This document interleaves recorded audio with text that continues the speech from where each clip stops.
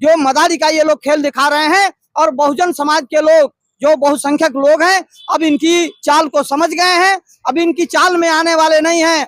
दलित, शोषित, पिछड़ा, अल्पसंख्यक, मुस्लिम समाज के लोग जागरूक हो चुके हैं। अब समय आ गया है, इस बार लोग दिखा देंगे अपनी ताकत को। और इस देश का प्रधानमंत्री बहन जी को बनाने के लिए जो इन लोग सबने स्थान लिया है, करके दिखाएंगे। अब इनके झांसे में नहीं आने वाले, इनके नौटंकी में नहीं आने वाले। और बहन जी ही एक विकल्प है इस बार देश की, बहन कुमारी मायावती जी, इनके अलावा कोई नहीं। की भी पसंद अगर बहन मायावती प्रधानमंत्री के रूप में है तो इस वीडियो को अधिक से अधिक लोगों तक शेयर जरूर करिएगा।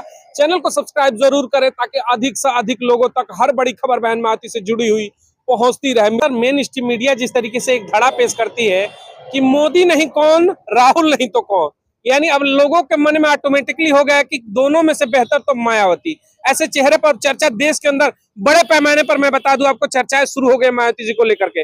आप क्या कहना चाहेंगे? धन्यवाद भाई। बहुत दिनों तक इन्होंने खेल खिला दिए लोगों को। अब ये जो सत्ता की चाबी अब छिपा नहीं सकते। पूरे देश में बहुजन समाज उठकर खड़ा हो गया है, हर चीज से निपटने को तैयार है। और जो काम यहाँ पर किए हैं लोगों ने, ये से सोचते हैं कि भाई लोगों को पता नहीं है। हर इनका एक एक काम जनता की नजर में है। दवा के नाम पर दारू दी, शिक्षा के नाम पर तमाम घोटाले किए, 5 किलो राशन दे करके लोगों को बहकाने का काम किया। अब फिर कह रहे हैं भाई तुमने नमक खाया है, अब इनका नमक हलाल करो। ये कैसा नंबर है? वो छोटा चार्ज है दिल्ली में, जो जेल में छोटा चार्ज बैठा है आज।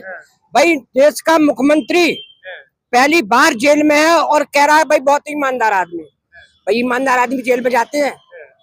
आप संविधान के ऊपर सवाल उठा रहे हैं? हाँ भाई, ईमानदार आदमी जेल में जाएगा? मैं कहता हूँ कि ईमानदार आदमी तो भाई कहीं भी खड़ा हो जाए, कोई आंच को नहीं होती। बहन जी हैं, बहन जी के पास देख लो तो पूछ लो। पूरे देश में अगर बहन जी का लोहा मानते हैं लोग, तो उनकी ईमानदारी का लोहा मानते हैं। उन्होंने रोड पर संघर्ष किया है, जीरो से चल करके तब वो इस देश में हीरो बनी। बहन जी जब संसद के अंदर अगर उनको आवाज नहीं उठाने दिया गया, तो इकलौती नेता है जो संसद के अंदर, राज्यसभा के अंदर इस्तीफा फेंक कर आती है। कहती है मैं सदन में रहकर क्या करूंगा अगर अपने समाज का आवाज नहीं उठाऊंगी। और दूसरे नेता जेल में रह के कह रहे मैं तो मुख्यमंत्री बना रहूंगा। यानी इनको सत्ता का लालच है। भाई इतने बेशरम लोग हमने देखे नहीं दुनिया में। जितने बेशरम, जो छोटा रिचार्ज है यहाँ, इससे ज्यादा बेशरम दुनिया में अगर तुम लाइट जलाकर कभी ढूंढोगे कहीं नहीं मिलेंगे। और बेशरम आएगी तो पराकाष्ठा जब हो गई, वो जेल से रिजाइन नहीं कर रहे। शिक्षा बालक बेचारे किताबों बिन परेशान है। किसी शिक्षक को, छोटे बच्चों को किताब नहीं मिल रही, लाइट पंखा नहीं है। और उन विद्यालयों में जाता कौन है? उसी दलित समाज का और मुस्लिम अल्पसंख्यक समाज का बेटा बेटी। बड़े वाले तो भाई बड़े बड़े स्कूलों में पढ़े जहाँ लाखों की फीस है, लेकिन देश का जो मूल निवासी है, जो बड़ा तबका है, वो रो रहा है। उनको पता है कि स्कूलों में वो आता है जो बहुजन समाज है, इसमें उठ कर खड़ा हो रहा है। वो नहीं चाहते खड़ा हो जाए, मुफ्त की लॉलीपॉप में रखे रहो। वो कहाँ चाहते हैं कभी इस देश का बहुजन समाज खड़ा हो और सत्ता की तरफ पैर बढ़ाए? वो तो रोक देना चाहते हैं। वो तो धन्य है मानवर बाबा साहब काशीराम साहब के मिटा दी अपनी हस्ती का जो मर्तबा चाहे कि दाना खाक में मिलकर गुलजार होता है। ये कारबार रुकता नहीं, चाहे कितना भी बेरुपयापन कर ले। और इनके आने वाले समय में, अभी जो दिल्ली में चुनाव का, पूरे देश का चुनाव है, लोकसभा का पर्व पूरे देश का है। उत्तर प्रदेश के पैटर्न पर हम दिल्ली में चुनाव लड़ रहे हैं। और खासकर हम सोशल इंजीनियरिंग, हाँ, खासकर दक्षिण दिल्ली में जिन लोगों ने सबसे बड़ी पंचायत में जाकर के एक जाति विशेष के लोगों को गाली दी, उसका बदला वोट से हम लेंगे। दक्षिण दिल्ली में अब्दुल बासित अली हमारे चुनाव प्रत्याशी हैं। और एक एक वोट इसी बार मुस्लिम का हाथी के चुनाव रिजल्ट पर पड़ेगा और उसका बदला लिया जाएगा। चलिए, देश की बड़ी आबादी, सर एक आखिरी सवाल रहेगा, बड़ी आबादी को कब तक आप केंद्र की सत्ता में जाने से रोकोगे? 75 वर्ष से कामयाब रहे, लेकिन वो तिलिस्म टूटेगा और एक दलित समाज की बेटी इस बार बैठेगी क्या? बिल्कुल बिल्कुल, बहुजन समाज इस देश में जो है 85% है और बड़ी संख्या में लोग हैं। और अब ये 85% के लोग दलित, शोषित, पिछड़े, अल्पसंख्यक समाज के लोग अब इनकी चाल को समझ गए हैं। अब इनके झांसे में आने वाले नहीं। कहीं जो है इस देश को 80 करोड़ लोगों को भिखारी बनाने का काम किया जाता है 5 किलो अनाज देने के नाम पे, और लोगों को रोजगार नहीं दी जाती, शिक्षा नहीं दिया जाता। अरे ये 5 किलो राशन देने की क्या जरूरत है? लोगों को रोजगार दो, शिक्षा दो, लोग राशन खरीद के भी खाएंगे। लोग अच्छे स्कूलों में पढ़ेंगे पढ़ाएंगे, इनको शिक्षा रोजगार स्वास्थ्य की सुविधा देनी चाहिए। लेकिन अब ये जो मदारी का ये लोग खेल दिखा रहे हैं और बहुजन समाज के लोग जो बहुसंख्यक लोग हैं अब इनकी चाल को समझ गए हैं, अब इनकी चाल में आने वाले नहीं हैं। दलित शोषित पिछड़ा अल्पसंख्यक मुस्लिम समाज के लोग जागरूक हो चुके हैं।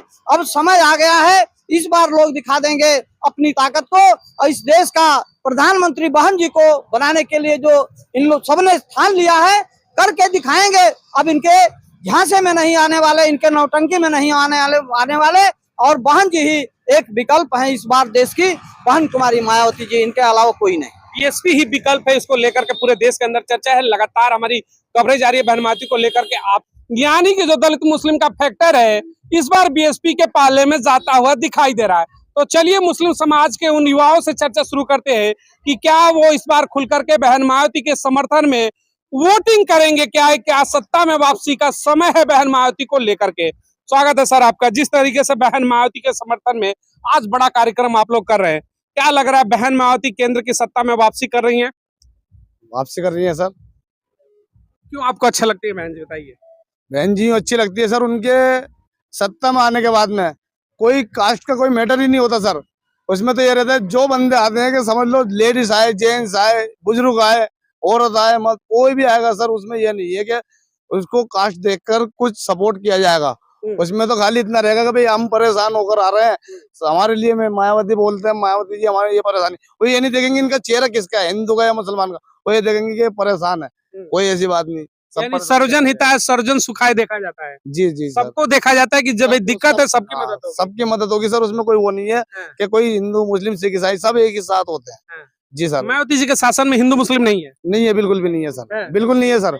बिल्कुल नहीं है सर। ये मैं नहीं कह रहा हूँ सर। आप किसी हिंदू राष्ट्र में जाकर मालूम कीजिए किसी से भी सर, वो बतलाएंगे कि हम नहीं मुसलमान। कोई अगर हिंदू जात भी है ना तो वो भी उनसे परेशान है। किस वजह से? एक पूरा कारोबार खत्म कर दिया। सबसे मेन कारोबार खत्म कर दिया सर। दूसरी बात कोई सपोर्ट नहीं दी जा रही। तीसरी बात क्या है सर, कहीं सुनवाई नहीं होती किसी की भी।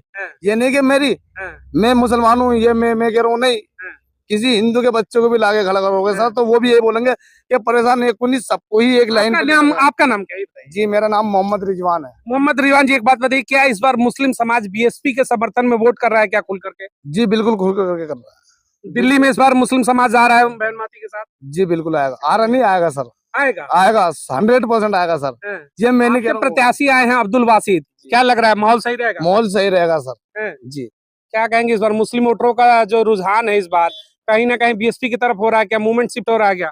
हाँ शिफ्ट तो हो रहा है, होना भी चाहिए और हो रहा है। माहौल अच्छा बन गया है।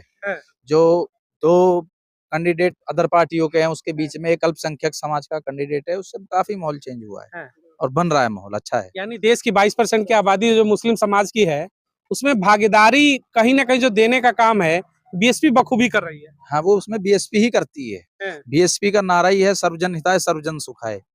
अब बारी है कि अल्पसंख्यक अपने नेता को कैसे चुन के आगे भेजेगा, कैसे चुनाव जिताएगा। बहन जी ने जितना किया उनके बस में था उन्होंने कर दिया।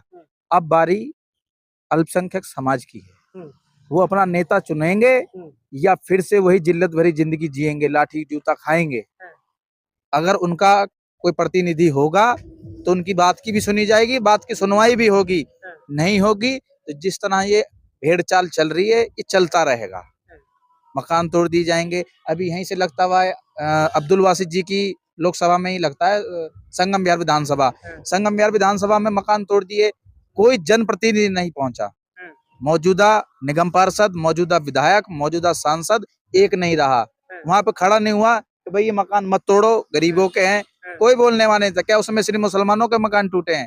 उसमें हिंदुओं के मकान टूटे हैं। कौन उनका रहनुमा बन के गया है? कोई नहीं गया वहाँ। अरे भाई रहनुमा कौन है? यानी आपको उम्मीद है कि शायद बहन जी जैसा चेहरा अगर केंद्र में प्रधानमंत्री बने तो शायद अल्पसंख्यक समाज, दलित समाज जो है, जो अभी वर्तमान की स्थिति में अत्याचार है वो बंद हो जाएंगे? जी बिल्कुल बंद हो जाएंगे, बिल्कुल बंद हो जाएंगे सर। जब ये सत्ता में आ जाएंगे तो बिल्कुल बंद हो जाएंगे। उसमें किसी को कहने सुनने की जरूरत नहीं पड़ेगी कि हमें उनकी दरखास्त लगानी पड़ेगी, कि आगे सपोर्ट करनी पड़ेगी, कि आगे से हमें अपील करवानी पड़ेगी। ऐसा कुछ नहीं है सर।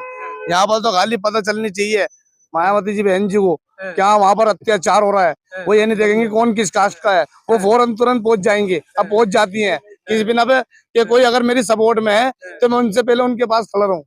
की भी पसंद अगर बहन मायावती प्रधानमंत्री के रूप में है तो इस वीडियो को अधिक से अधिक लोगों तक शेयर जरूर करिएगा। चैनल को सब्सक्राइब जरूर करें ताकि अधिक से अधिक लोगों तक हर बड़ी खबर बहन मायावती से जुड़ी हुई पहुंचती रहे।